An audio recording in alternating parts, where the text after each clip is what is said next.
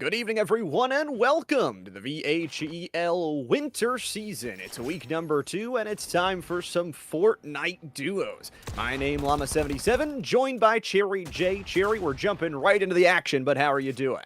I'm doing phenomenal, as it is going to be duos, different from what we've seen in the ESC qualifier, as well as what we've seen in VHEL. But as we already get the first kill coming on in, it will be Welcome Down, dropping them on down, as now they go under the map. It'll be taken down for him, but it's Ruski to find the trade, as they're able to get the resurrection as well.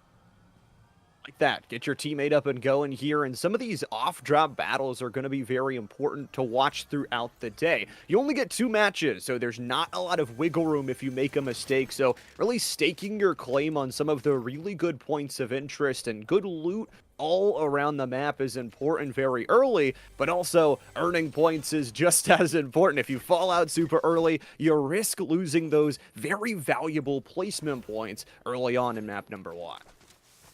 Placement points certainly are important in a series like this. I believe it's 40 for the win, 1 per kill. Definitely makes it opt in heavily for playing towards the placement. But as we are going to be seeing the first zone coming in, right? If you are in that kind of left turn side of the map, you're likely going to be in a more unfortunate position, as we saw in Saturday's games in the ESC qualifier. Lots of drops did go towards the top left side, as now we are going to be seeing it more towards the bottom right. Now, Classified Canyon, that's going to be where a lot of teams are going to look to opt into. But as we head towards another engagement, we look towards Kual is asleep to see what they are possibly getting up into. A good opportunity to play some of the lower ground too and loot up, kind of decide where you're going to go pretty early on. You see some of those other health bars lurking right around here, and Kual is going to zip up top here and see if they can sneak out for some extra information. You do wonder, with 33 Outcasts right next to him, that's going to be their teammate, and they're just firing some long-range shots, not necessarily to take down some eliminations, but more to just get some chip damage and keep them away. Forcing your opponents to expend heals, taking the shields down, it really can be nice, but unfortunately they aren't able to make too many connections, as now they just go for the farm, opting in to take these trees down completely, not leaving that 50 HP, giving away their location perhaps. And as we do see a couple players on a different amount of teams starting to go in nearby, that could possibly cause a little bit of a detriment for them. However, the engagement will be seen as it is Fury down, looking to find the second, looking to end him down. Jen going to be completely sprayed out of the air, as it's both players secured. That was a lovely follow-up there. Not only gets to take down the first, but you see those wingsuits activated to get some of that aerial momentum, fighting up towards the plateau high ground and taking 2 very early eliminations. You can see it on the left side of your screen there. A lot of teams have already picked up eliminations, and although we talked about placement points, Cherry, I mean, elimination points are going to be just the same in importance of value. Looking towards VHEL, Jax, who's in a pretty good situation. We're going to be able to loot up, having HP galore. The Chug Jug not necessary just yet, as they are going to keep that later as a bit of a surprise tool, perhaps, in case they do end up getting into a bit of a scuffle. That could definitely pay out to be a nice tool if they get the time to utilize that, but they are going to be able to pick up their next wingsuit and possibly utilize this to try and find some more engagements, right? These teams, they are all confident. They all have that firepower behind them, as they would not be here without it. And that's going to certainly leave us with a bit of an idea that there's certainly going to be a lot of engagements coming out before these final zones. Absolutely, and the more players you take out, not only does it overall increase your points, but it makes your rotation possibly easier and easier. Quanside is going to be starting to aim on down, and 2 other players kind of hovering around the roof line, using some of those early wood builds that don't take a lot of time to actually reinforce. All over their weak in health, you can place them super quick, and they're just going to escape back, make sure they're fully healed up, because this is an area where third parties are pretty common, and you can hear shots from far away. Getting a refresh on ammo, we look towards Quanzi, as they are going to back up completely, not looking to make the fight happen just yet, as they are, I believe, not in the zone, actually. So they're going to have to kind of opt in for that if they want to try and make a healthy escape. to keep themselves alive longer in this game. It's, as you kind of mentioned, right, the rotations do need to be nice if you are kind of outside the zone, needing to get your way on in. You don't want to be stuck between a rock and a hard place, a couple teams on each side. And as we kind of looked, right, it was the bottom part of the map that did seem like it was really flooded with teams. So it could definitely be where you're going to try and kind of avoid if you have that intuition of, yep, there is a lot of teams that kind of dropped in this general location because of the way the battle bus was positioning. So this might be something they've been seeing, a little bit of like some third-dimensional play. But right now it is just going to be kind of getting these refreshes, making sure they have the ammo, the heals, everything that they could possibly ask for. Some of those smaller things that you mentioned, the ammo, the heals, that can sometimes be taken for granted. You take too many fights, you run out of bullets in the end zone, and then you just have nothing left to fight with. So making sure you're ready to go not only on the overall effective HP, but also along with everything else in those small things. So these two players doing a really good job of not only clearing out everything, but making sure to gather some of those harder materials. Especially that steel is really good in those end zones. It takes longer to build up, but it is one of the strongest materials in the game in terms of defensive capabilities. And as they're able to take down the Chug Jugs, they'll gain at least 18 steel each of them. So definitely a nice addition to the building blocks that they do have possessed. Right now, though, we will be seeing FaZe Banks coming in as perhaps a bit of an engagement. You know, never mind. They're just going to have... Actually, I think they saw somebody, but both players just kind of stacked up towards the high ground. Maybe they don't have that kind of sights on. It seemed as if they might have had somebody spotted. Oh, never mind. There's teams right next to them. Gotta be careful of players right next to you, especially in this mode of build. You can escape so quickly, but it also means that players can take high ground over you just as easily as well. Squid is going to be farming up some extra materials as our zone has pulled further back towards the center of the map. And that means there's still lots of buildings, lots of roads to cover on this one, but we've got a 2v2 fight upcoming. I'm not totally sure on the reasoning for taking down all that metal. Maybe they want more options to be able to place metal, assuming that Nut and Boxers is going to try and drop down play for the contest, as they were maxed out, right? There was no real reasoning for it unless their teammate was kind of holding an angle and they just were farming the materials for them. That could have been what was happening, but it didn't seem to make a whole ton of sense. But as we do still see Nut and Boxers playing the high ground, looking to try and find a little bit of early damage. They might have something. Yeah, they zoom in, seeming as if they might try and fish out some shots through the bush. Never mind, they're just going to leave Motzi in a little bit of an awkward spot. We did see Modi playing last week in the squads tournament, a stellar player, to say the least, as they came top 3 in one game. Were unable to find a victory royale, however. That means more chance for consistency today, right? You get to play in a duos format that's a little bit more unforgiving, but a bit less chance to go for those revives, and you don't get the fast res under any scenario. If your teammate gets knocked, it's a 10-second resurrection timer from their knees to their feet, so costly shots can be costly either way to either do damage or do damage on your own team. And you know, you're talking about that other team. They're kind of looking at Modi and crew, but there's still that team directly under them. So I think all three of these teams pretty happy with their overall positioning. They're going to watch other teams rotate in, try and take them down, but it's going to be a team coming up behind that Motley team and crew. Yeah, Funklinton taking the engagement, looking to facilitate this in their favor. However, they already forced out the Slurp Juice, possibly going to try and play for the contesting on high ground, able to do exactly that. Shooting out the brick, looking to place some pressure. Unfortunately, will be the 104. Modi drops down to low HP, but as they go down, there's the first kill. Funklinton taking it and instantly conceding. They're back. Oh no, they want to push. It'll be Quanzal who's instantly pushed out. Oh, maybe they'll be able to find it too. A good push. I mean, Quantize is only down to less than 150 effective HP, so the question is, who has got the better movement at this point? And Funklinton definitely bringing it. Some metal going to be popped for some extra structure as Funklinton tries to take the high ground. It's a race for the top of height, but that also means Quantize didn't heal in the process. They drop down to a lower layer, but suddenly that brick is disappearing. Watching for that drop down again. No teammate here, so this is just a 1v1 until reinforcements get there. You look for this slight wraparound in just any sort of angle. Quantize is doing a really good job, but you wonder how many mats they have left. spending them excessively quickly, and this is something that you really do have to kind of take into consideration. But there will be the trade coming in as the damage gets dealt. You gotta imagine, Llama, that was at least 100 to Funkleton. I think so. And the good news is their teammate is here, so it becomes a 2v1, becomes exponentially harder for Quantize to try and fight their way out of this one. So they will send themselves out into the storm. This is such a dangerous spot for both teams. Some early shots onto Quantize will take him down to 50 HP. The jump over top, the hammer from above, and the shotgun to the face will deal the final blow. 2 limbs for Funkleton and crew. And that does give them an extra refresh on the shields, as well as that it seems as if their HP is more than enough to be able to get back on into the zone, as long as they use their little bit of mobility that they do still have. Squid, we've seen them before, as the low ground still is procured. Very good positioning. Now, I'm not totally sure on how this low ground does end up working, if there is multiple escape routes, or whether or not you do have to go towards the top of the mountain. But you'd imagine that realistically, this could be detrimental for them. If they do get stopped in zone, it could really go down to a heal off between the team there and somebody who's pressuring them.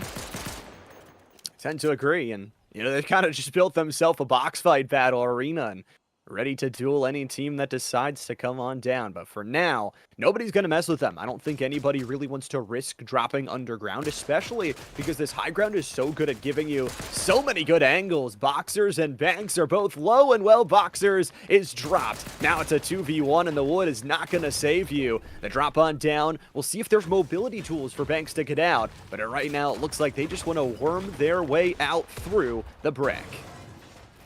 Swapping over to the metal, good edit from the wall, able to make the angle possible without any wall from their opposition as they're chasing. FaZe Banks drops, that's both players taken down.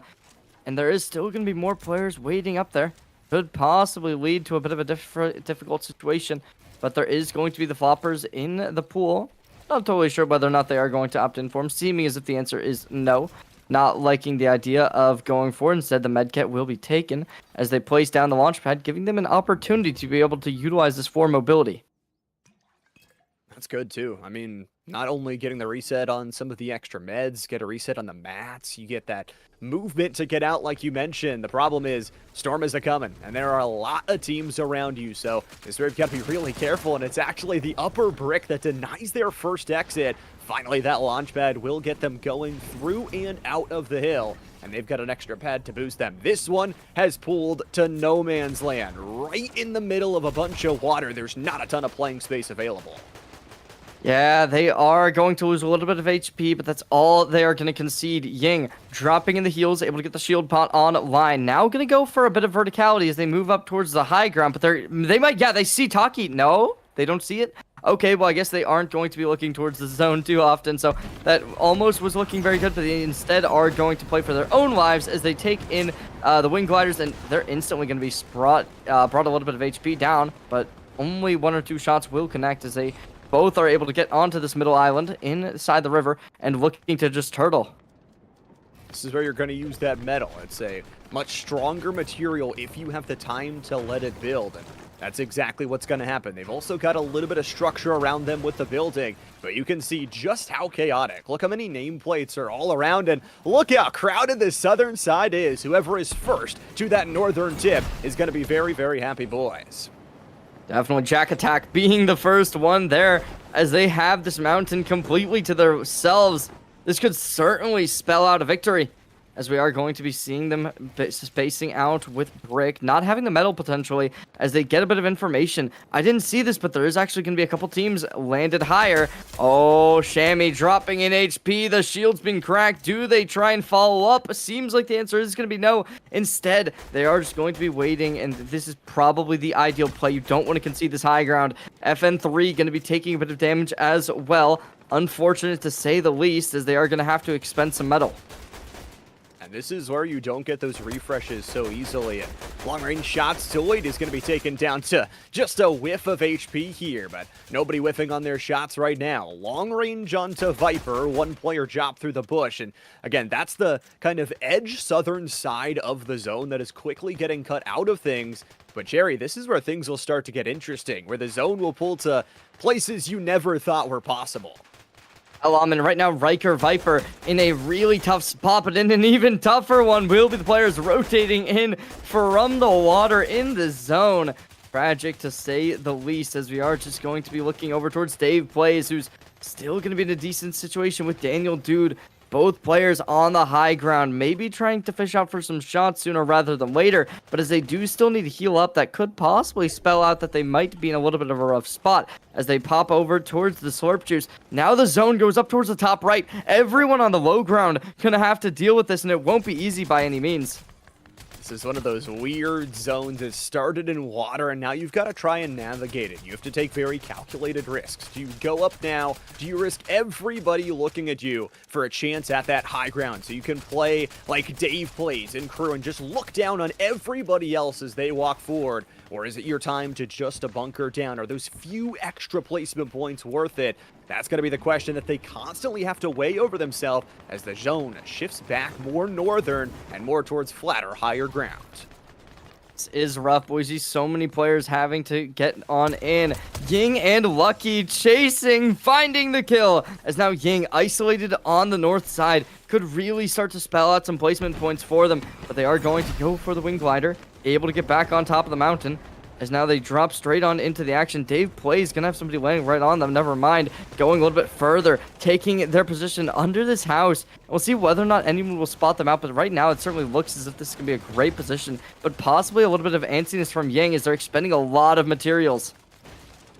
A lot of materials, and especially if you aren't taking out other players, it can cost you dearly. There are still many players left alive, and you have to wonder, is it enough to save yourself now, but does it cost yourself too far for later? As the zone continues to collapse, there are a lot of teams that are in bad positions, but there are a few that are in good ones. The teams that stuck up towards that northern side that look down on everybody are just really in a good position to continue their fire rate. For Jax, they're going to heal up down on the low ground. For Ying, they just have to fight their way out of this one by themselves.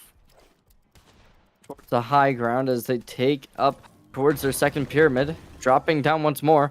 Not sure what the plan is. Seeming as if they want to go for a launch pad to possibly get themselves into a better position.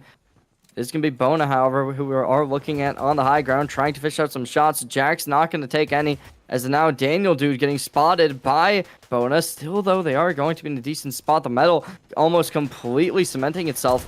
Oh, and Ying dropping down midair. We saw them earlier, almost able to make some good stuff with the placement, but it is going to be all that down for the count, as Bona now still on the high ground with the SMG unable to really find too much damage, as 0 Point going to be dropping down as well. It's, oh my gosh, a phenomenal crack. I mean, that one single pyramid denied like 5 different players from padding up.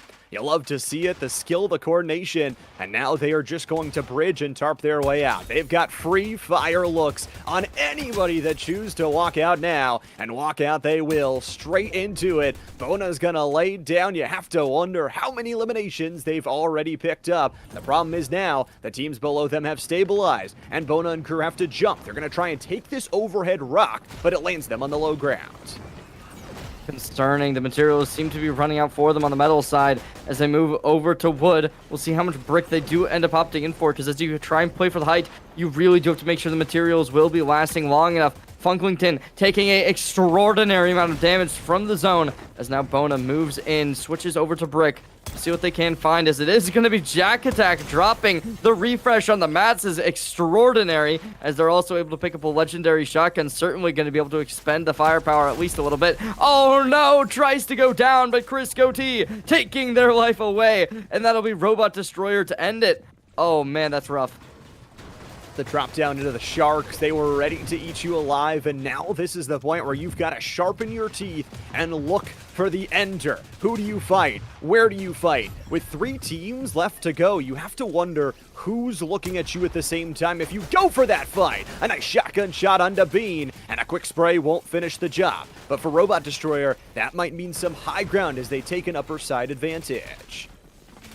try to get the follow-up, but unfortunately, they know the zone is going to be falling right on them, and they need to care about this a little bit more than the kills at this point, as the Victory Royale is the end-all be-all for them, as the shields will be popped, able to get the minis down just yet. We'll see if they go for the flopper as well. Unable to get it right now as the pressure does start to be rising. Him going for the high ground with their teammate, as both Bona and him, we've seen them consistently in this end zone as phenomenal playmakers. Dave at low HP as well as their teammate. This could be really rough for Daniel, dude, as they are almost out of shield and health. But it's Taki who gets cracked once more. The shield dissipates as they get thrown down, knocked, and it's all up to TikTok Bona, who's been in like, this is their game to lose at this point because they've been phenomenal.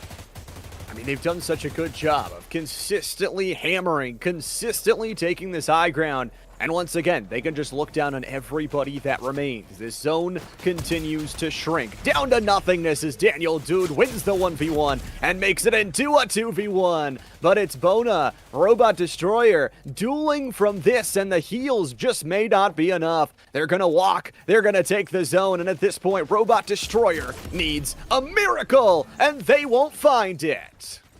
Yeah, Miracle was almost, if not completely impossible, as they had no more wingsuits to be able to glide into zone. Even if they did, the damage coming in from the spread into high ground would have instantly ended their lives for sure. It was an absolute disassemblement from him and Bono, as they both completely overwhelmed this end game, taking themselves to the grand final, but the game number 1 championship, as they found a number 1 victory royale. At this point, Llama, I'm certainly looking at this team as a massive playmakers for this championship. As how on earth do you come back after having such a great game? You can imagine that they can't really expect to find much better.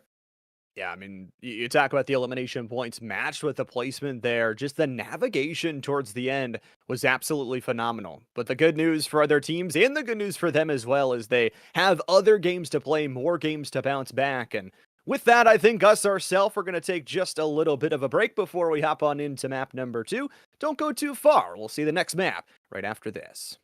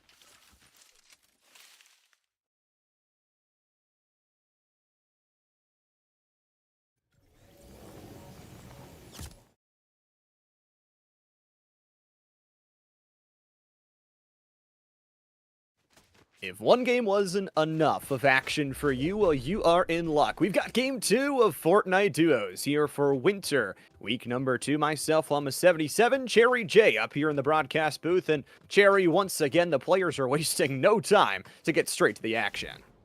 Oh my gosh, it's Deku. Oh my gosh, that is the coolest thing ever. But anyway, we're going straight into the action, as you said, is Icy Tortilla having a little bit of a that's Tortoise, isn't it? Wow, having a bit of a good start as they go for the window. Able to make it happen is the shotgun, unable to connect, going through the window into the door, editing to get out of the action, but it is still gonna be this dodge and weave. Oh man, it is not looking good for Icy Tortoise as they have some heals, but it will not be able to be popped as the pressure keeps getting applied. Like an actual Icy Tortoise, how are you supposed to escape this one? Don't really have the mats to do it. Does have the heal, so does get up to 50 shield. Goes for the shotgun and misses. And that will cost you your life. Rig Dog with the first early elimination, and that'll make it 2. Should be able to grab the card, and because they're in such a secluded area, you have to assume they're hitting a resurrection on their team. Really rough as Icy Tortoise goes down. One elimination for them. So it does seem as if there will be a little bit of a rough start, but now we do go over to our former champions of the first game of the night. As it is Bona, him, both alive, both rearing. However, Bona at 45 shield as well as him, so it does kind of beg the question, was this an interesting kind of way that they were able to gain the shields, or did somebody deal some damage to put them down here, seeming as if they have been able to determine their next target, as I Love Gurus in a pretty rough spot when they have to go against 2 players of this caliber. Especially from this position, you have ways to escape, but as you mentioned, don't want to get caught off guard, especially going into a game number 2. Something interesting to note is, obviously it's game 2, it's our last game of the day. It means if you want to try and bounce back, earn some more points, you'll have to wait till next week to try and adapt back in, and especially in this shortened winter season, there's not a lot of time to do so. So every single matchup matters, and Jay, you're not only going to find that the team that wins is the most consistent, but also the team that takes some of those risks that pay off. Towards Jax, who has the mythic AR in hand, could possibly be a really nice tool in order to be able to secure some big victories, but right now, unable to get a whole ton done, seeming as if the ping will come out onto the opposition. They do have Beaksty alive, could possibly try and duel up on these people, but as of now, they are just going to bide their time, not opt in too aggressively, as they don't really have a whole ton of CC abilities to kind of get in there, right? No real grenades in the hands, except for obviously the Chug Jug that kind of can neutralize the damage if they do try and get into a bit of an engagement. But going over to Eris, who's already in engagement with Kiwis trying to fight, and they're able to drop the wall down, goes in, finds securing damage as they deliver the elimination as Kiwi finds it. Oh man, wow, Llama, I'm so sorry, but this has been just too much action for me.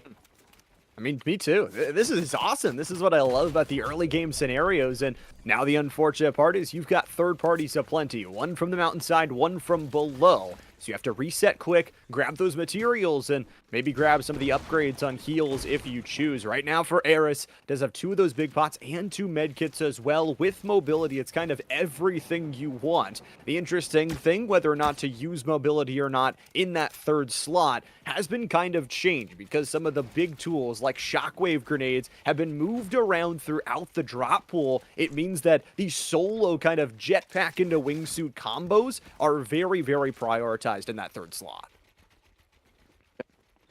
Them as if you can find a decent shot with the wingsuit, be able to push enemies when they are trying to escape, right? We saw the follow-up consistently last game as there were players just always dropping those wingsuits, trying to make something happen as they were trying to fight. Timmy says, gonna be actually utilizing one of their own right here as we were talking about that, able to get right onto the launch pad, possibly just to use it instantaneously, as their teammate VHEL is also going to be in a bit of a different situation. However, they are going to look to do it all together, as it seems as if they are going to be chased. You kind of look towards the bottom right. That is something that does seem to be happening, but never mind. VHEL going to be taken down. So Timmy says we'll see whether or not they go for the res, whether or not they are going to opt in to just try and relocate, assuming that they might not have as much firepower as the players that they are going against, which would certainly be an unfortunate situation.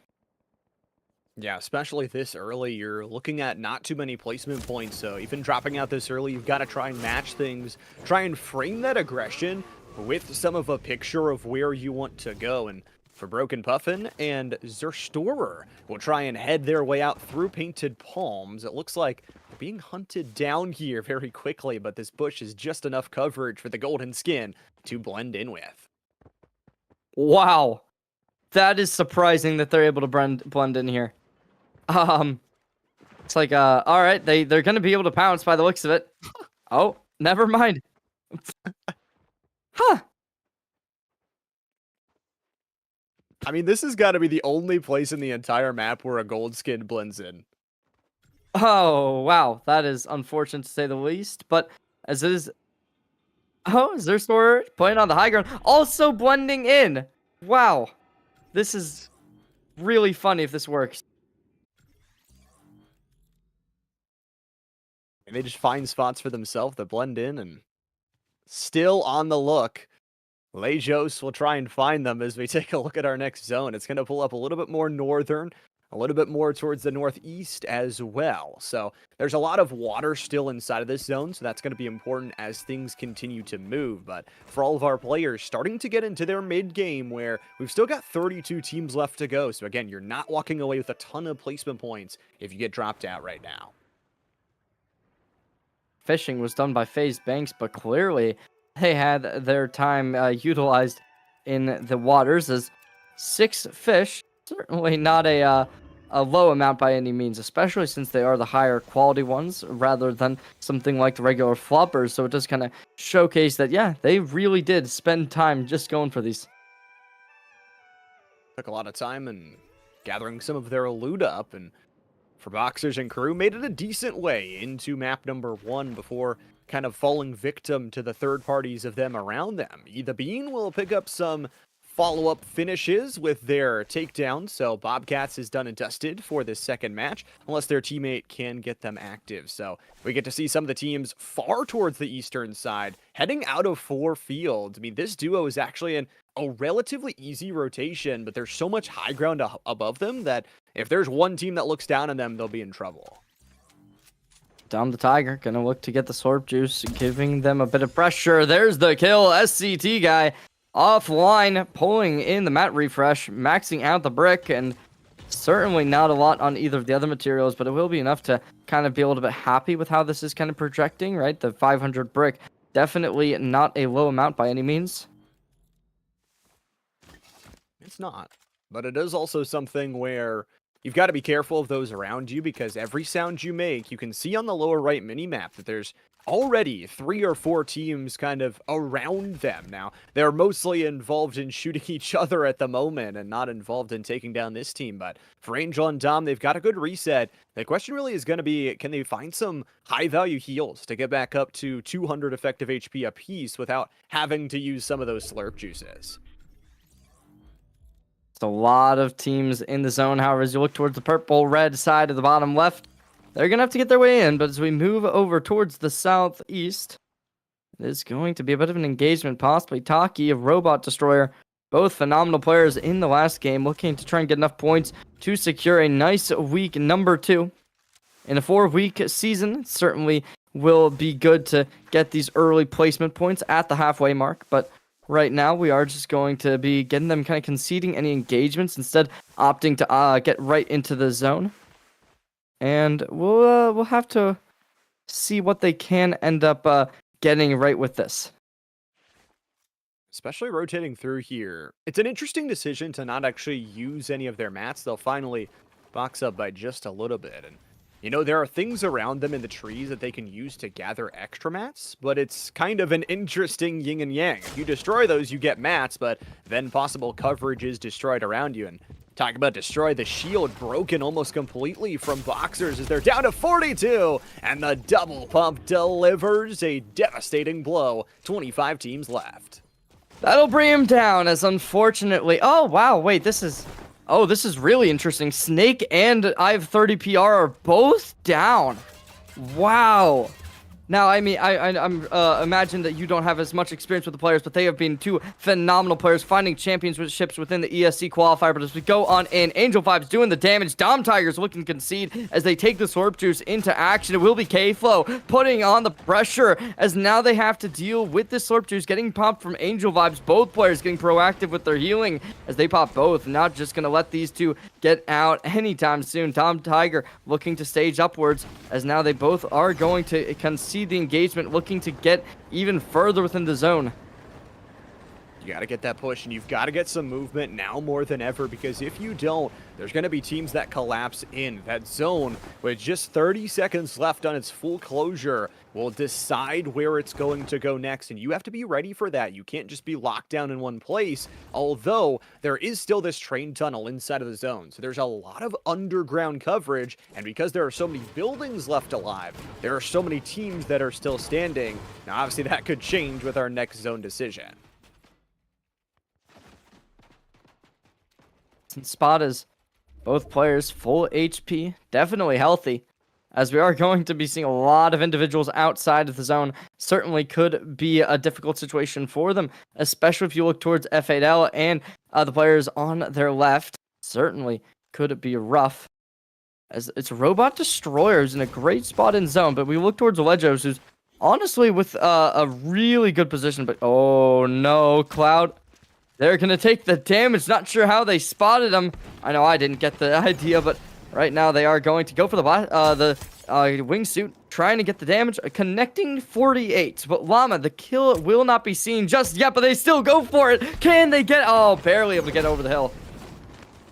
That long-range sniping, and for Clout, they've got to get out of here. You are stuck in a train tunnel, a rock between a hard place, and Lejos has been known to hunt down their prey. They sniff you out, they spray you down, and you're down to just one more bullet. The brick has disappeared, the wood will as well, and a couple quick edits will get Cloud to safety for only a moment. Third elimination of the game for Lejos DT.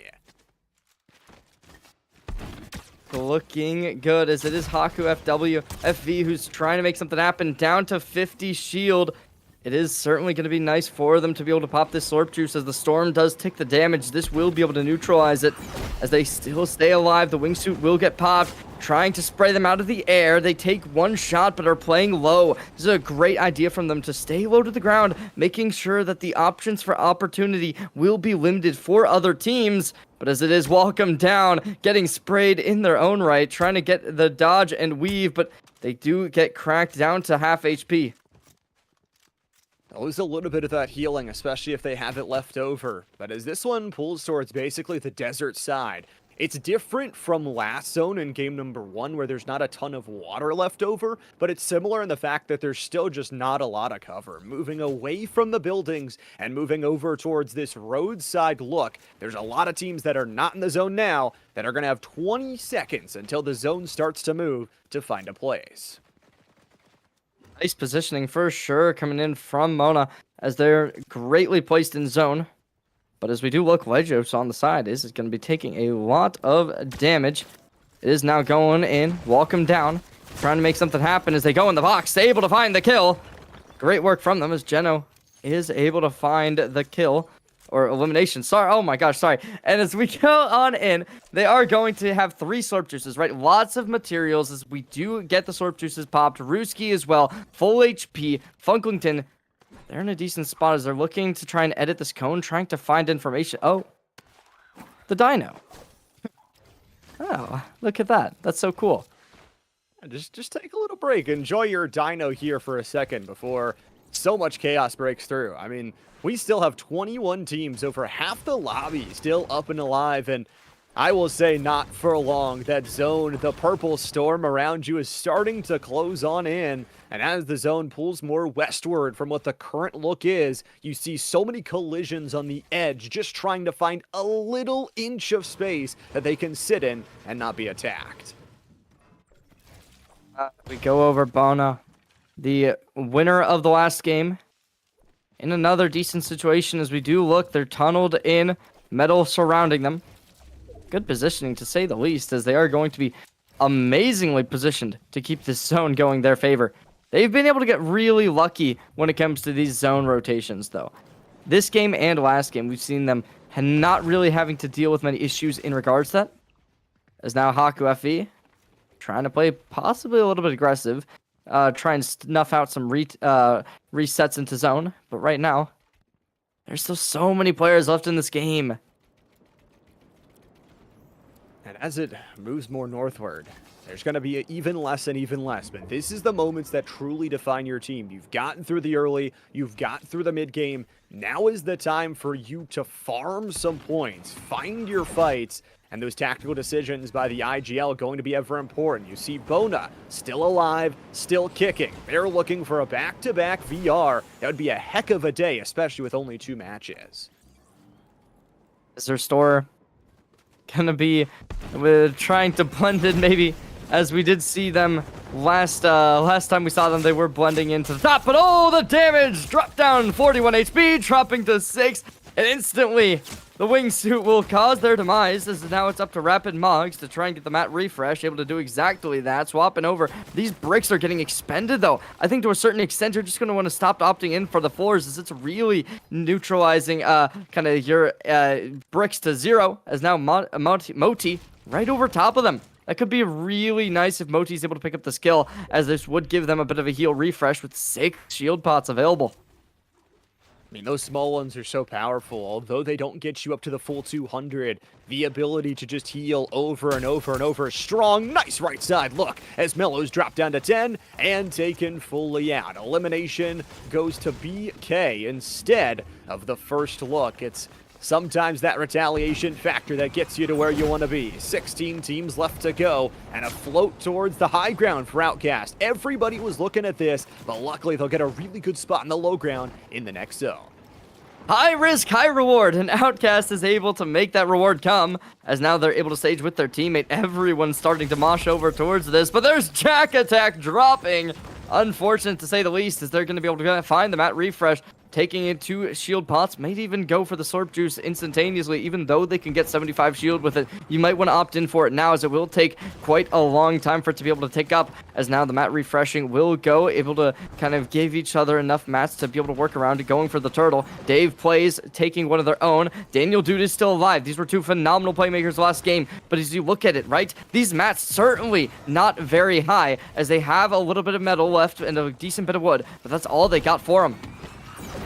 And because there's no high ground discrepancy in the overall landscape of this leftover map, there are still 14 teams, 22 players left alive here in this zone. And you can see that mini map in the bottom right. You can see literally nothing because of how many teams are just secluded in this area. For Robot Destroyer, they'll pick up a nice little knock for themselves. The question being for Bona and crew, they are still very, very healthy. They've got exceptional quality on their gun skills, and they've got another high ground play that could pick up another dub if they can work it well enough. And it's not even quality on the gun skills alone, it's the quality in the guns. Both epic rifle and shotgun for Bona. Phenomenal weaponry for a phenomenal team, as we are going to be seeing them staging to the high ground still. Lots of metal has been utilized, but they still got max brick, max wood. Oh, dealing a bit of damage. Unable to make the connection too heavily, though. No ARs, just the SMG, but they spray in. Both Bean and Shammy taking a lot of damage, and they're going to look to maybe even get followed up upon. Not just yet, though, as Bona still going to be in a decent situation. SMG in hand, trying to fish out some shots, but it won't connect just yet. Just looking for anything, though, right now. You don't want to burn all of your information and your ammunition this early on into an end zone. But at the same time, we saw what happened in the last one. 8 teams with only 11 players. That tells me that duo up top is one of the only duos left in for Quantize. Working off the jump peak will earn themselves the knock, and takedowns at this point in the game are coming at a cost. Bona will get a knock via damage on someone in the storm, and they're setting themselves up for success. Viper FN dealing the damage, goes for the peak, able to secure it. No shields though. The refresh will only be able to get them a little bit healthier. Oh, Alan Zenom. Oh, let's see what they can get here, as they are going to be able to find some mats, find some ammo. Only a med kit on the body, as Bona dropping back up to the high ground could really be able to pivot well off of this, as nobody's able to find the follow-up. Viper, no shields. Allen, decent damage has been taken, but the real prospect is going to be their way to drop in so much materials, right? You can't be doing this if you are Venom. But now as Bone is able to reconnect to another part. Oh, there's the damage. And game number 2 seems all but over, Llama, as everyone on the low ground is going to be dropping like flies. 3 solos systematically executed as Bona and HZRRZ will earn themselves yet another victory royale, 2 apiece for the day today, and they'll do it with 16 eliminations to their name. Absolutely dominant, to say the least, as they take game 1. Game 2 goes the same way. They capitalize on the high ground and dominate when it comes down to these final few players. You really got to give credit where credit is due. We saw them landing at the north side of this map, and they just consistently were showing dominance over there as they found each and every team picking them off. And honestly, Llama, this might just be a team to watch out for, to be a real contender within the VHEL.